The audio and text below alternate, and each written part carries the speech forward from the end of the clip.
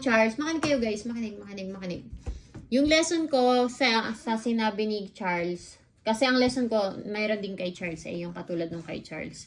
Sinasabi doon na if God is with you, who can be against you? Nakita naman natin yan doon sa kwento ng Israelites, 'di ba? Sa pagbuo nila ulit nung temple. Na parang si Tatay is against siya, 'di ba? Tinatry niyang maging si King Darius para matulungan siya sa pag-stop nung pagbuo ng temple, 'di ba? But God is helping yung Israelites, 'di ba? So parang nito, imbes na maging against si King Darius, naging si King Darius, yung inanuhan nila, 'di ba? Darius yun, 'di ba? Tatanay. Hindi, King Darius.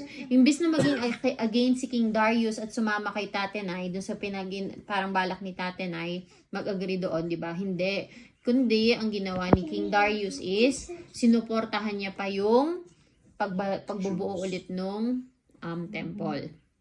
So, ang makukuha natin doon, if God is with you, who can be against you? Diba? Pero ang lesson kong iba pa is yung na kay Ezra. Yes. Like, Yes. Teka lang. or Ezra 7? Oo. Sabi dito, sino ba muna si Ezra? Sige. Sino si Ezra, guys? Religious teacher. Siya yung Taught priest. Jews. Pinagkatiwalaan ni God para itago lahat ng mga gold, silver. Teacher, well, Pinagkatiwalaan. Teacher. Oo. Trusted. Okay. Everything he has for the head of the Lord, his God was on him. Oh. So sinabi dito this was si Ezra daw ay sabi daddy, scribe who was well versed in the law of Moses, which the Lord the God of Israel had given to the people of Israel. Sabi dito, he came up to Jerusalem from Babylon, and the king gave him everything he asked for, because the gracious hand of the Lord his God was on him. So is it because who Ezra is, kaya siya binigyan ng ganong kalaking blessing? Nope. Bakit siya blinas ng sobra-sobra? Because the grace of God was with him. Amen. 'Di ba? Sometimes it is not who we are.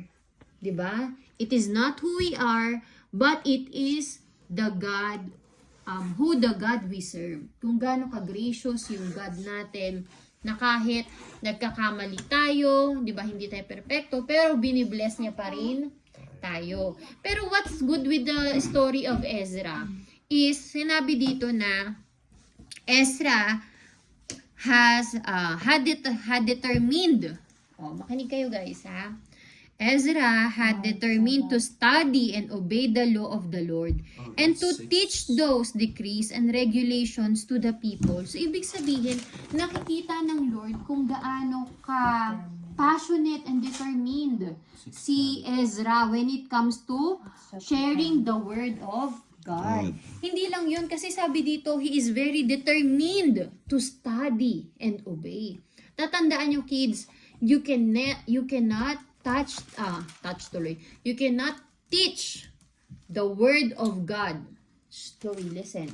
You cannot teach the word of God if you yourself do not read the Bible and do not obey it.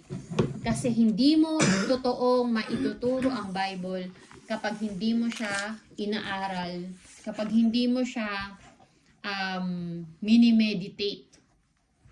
At tatandaan ninyo, yung salita sa Bible, guys, listen. Yung salita sa Bible, salita lang yan hanggat hindi niyo siya ino-obey. It will remain just a word kung hindi nyo siya ia-apply sa buhay nyo. Mabubuhay lang siya sa buhay ninyo. Mangyayari lang siya sa buhay ninyo kung bubuhayin nyo siya through applying it.